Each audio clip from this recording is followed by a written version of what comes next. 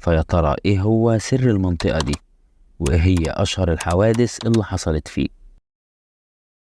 اول ذكر حصل لمثلث برمودا كان عند المستكشف كريستوفر كولومبوس لما كان في رحلته، وقال انه لما وصل للمنطقة دي بالتحديد البوصلة بتاعته وقفت، وانه شاف كمان نار بتظهر في السماء.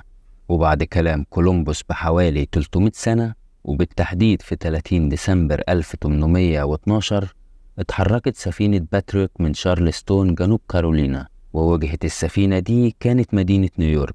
ومسار رحلة السفينة كان بيعدي من قلب مثلث برمودا، ولما دخلت السفينة منطقة برمودا اختفت وما ظهرتش تاني لحد وقتنا ده. السفينة دي كان فيها واحدة من أهم الشخصيات في وقتها، وهي السيدة سيودوسيا بور أليستون، بنت نائب رئيس أمريكي، وجوزها كان حاكم ولاية في أمريكا.